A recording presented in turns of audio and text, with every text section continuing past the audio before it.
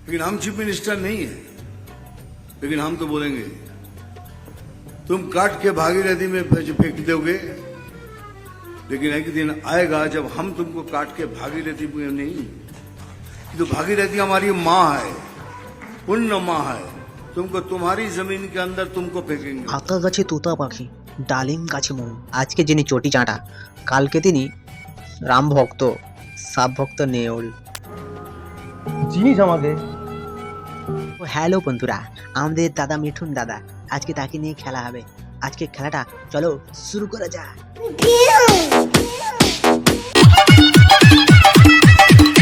তো তোমরা জানো আমাদের রাজ্যে সেই মানে বড় চোরটা এসেছিল, কে না অমিত শাহ।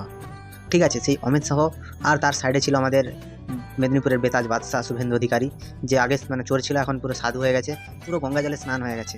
ঠিক আছে, তার সব ঠিক ছিল। সেইখানটায় হুমায়ুন কবিরের একটা কথার জবাব দিতে গিয়ে আমাদের মিঠুনদা অনেক কিছু বলে ফেলেন, যেটা বলা একদমই উচিত হয়নি।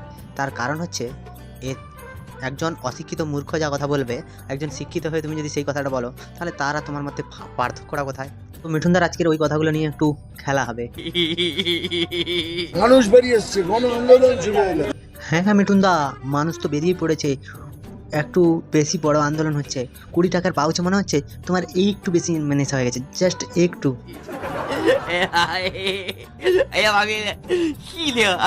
লাস্ট ইলেকশনে 37 ডেজ আমি ক্যাম্পেইন করেছি, খালি মুড়ি আর গুড় খেয়ে।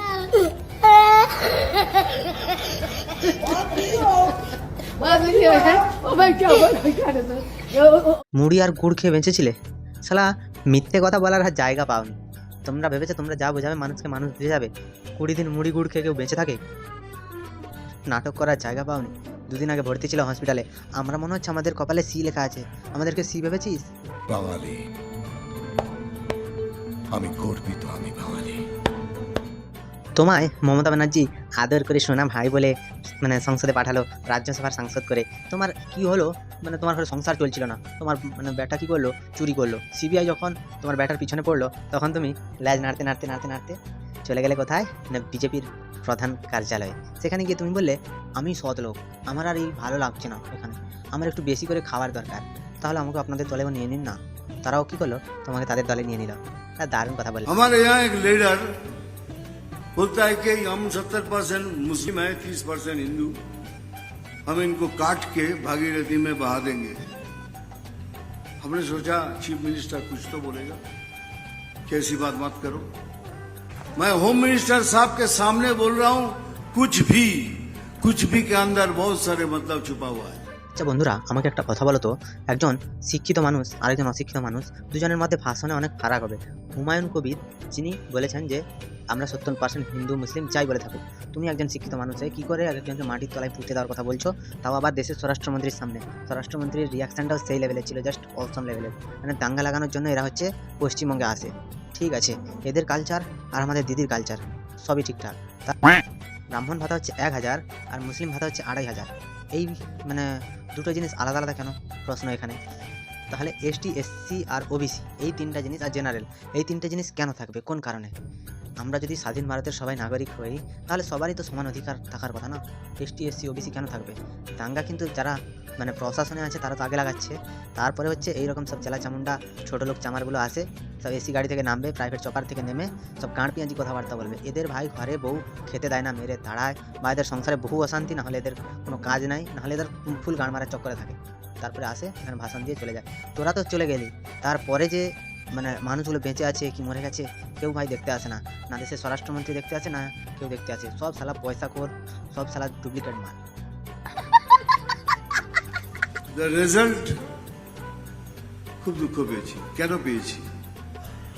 এইবার তো সুকান্ত দা বললেন আর 3% যদি পাই আমরা জিতবো।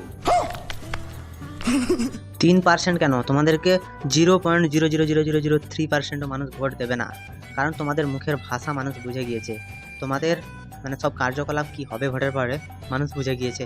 আর এসব ভাঁওতাবাজি কথাবার্তা অন্য কারোর কাছে বলবে। তুমি দুঃখ পেয়েছো কেন? বিজেপি হারুক জিতুক, দেখো মানুষ ভোট দিয়েছে, তো তোমার দুঃখ পাওয়ার কি আছে ভাই? इसीलिए बार बार कह रहा हूं, हम कुछ भी करेंगे, कुछ भी। हमको वो कार्यकर्ता चाहिए जो सामने आके लड़ेंगे। हमको वो कार्यकर्ता चाहिए जो सीना तान के बोलेंगे मार, देखता हूं तेरे में कितनी गोली है।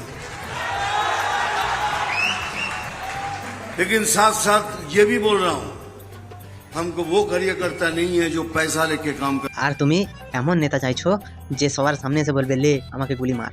ভাই তুই গিয়ে দাঁড়া না, কেন একটা মায়ের ছেলেকে কেড়ে নিতে চাইছিস? এইরকম উস্কানিমূলক মন্তব্য দিয়ে গ্রামে গ্রামে ঝগড়া, গ্রামে গ্রামে মানে ভাই ভাই অশান্তি এইসব করতে চাইছিস? তোদের জীবনে ভালো হবে না, তোদের এমনি মানে মরণ ঘনিয়ে এসছে। দিনকাল কি এককালে ঠেকেছে বাবুর, মানে নাটক প্রচুর। তোমাদের মতো গুন্ডার বাপ আমি। মেডুনদা নমস্কার। আপনার মতো ছোট লোক আর বাংলায় একটাও জন্মাবে কি না আমার অন্তত জানা নেই। একজন স্বরাষ্ট্রমন্ত্রীর সামনে তোমার এই যে মুখের ভাষা, তোমার কতটা সাহস আর তুমি কতটা খারাপ পর্যায়ে গেলে এইরকম একটা মন্তব্য করো, সেটা হচ্ছে তোমার বিকৃত মনের পরিচয় পাওয়া যায়। ওরা ভালো করে জানে যে আমার স্ট্যাম্পটা দুমুখো। যখন মারে এদিকেও ছাপ পড়ে, ওদিকেও ছাপ পড়ে। হ্যাঁ দাদা, আমরা তো জানি তুমি দুমুখো সাপ, আর তোমার পাছাটায় আমরা তো জানি স্ট্যাম্প আছে দুদিকে দুটো, একদিকে তৃণমূল আর একদিকে বিজেপি, একদিকে জোড়া ফুল একদিকে পদ্ম ফুল। তোমার দুটো পাছায় দু রকম ফুল আছে দাদা, আমরা দেখেছি তুমি প্যান্ট খুলে ভিডিও করো। इसीलिए बार बार कह रहा हूं, हम कुछ भी करेंगे, कुछ भी। না না, আমাকে একটা কথা বল, তুই কি বালটা ছিঁড়বি, কিটা ছিঁড়বি আগে বল। তার কারণ হচ্ছে তোদের কোনো করার ক্ষমতা নেই, এই জন্য সস্তার 2 টাকার গাঁজার নেশা করে তোরা বহুত বড় বড় বাতেলা মারতে চলে আসিস। এত বাতেলা কোথা থেকে আসে, তাও আবার দেশের স্বরাষ্ট্রমন্ত্রীর সামনে? লজ্জা করে না তোদের? অধিকারীর বেটা আবার মুচকি মুচকি হাসছে। মানুষ বলেনি বাবু, সারদা নারদা রোজভ্যালি কিচ্ছু বলেনি মানুষ। মানুষকে তোমরা সি পেয়েছো না মানুষের এখানে সি লেখা আছে? আমাদেরকে তোমরা সি পেয়েছো? তোমাদের ভোট পেতে গেলে 7 জন্ম সাধনা করতে হবে। দেখো, মমতা ব্যানার্জি তার সবচেয়ে বিরোধী আমি, কিন্তু এই দিক থেকে তোমাদের এইসব ভাষণের জন্য তোমাদের নিজেদের বুটকে নিজেরাই মেরে ফেলছো। বলছি ও সতী মিঠুনদা, বলছি সারদা থেকে কত কোটি টাকা যেন তুমি নিয়েছিলে, তার অঙ্কটা একটু বলে দাও। তুমি কি এমন মাপের নেতা যে তুমি সারদা থেকে 140 কোটি টাকার অ্যাড করেছিলে? বাপের জন্মেও শুনিনি। তো আমাদের মহানায়ক কচিকে তাকে প্রণাম জানিয়ে, ছোটদেরকে ভালোবাসা জানিয়ে আজকের ভিডিওটা এই পর্যন্তই। যদি ভালো লাগে লাইক কমেন্ট শেয়ার এবং সাবস্ক্রাইব করে দিও। পাশে থাকা বেল আইকনটা প্রেস করতে একদম ভুলবে না। সবাই ভালো থেকো, সুখে থেকো, সুস্থে থেকো, আর দেখতে থাকো বাংলার কোণে ঘর।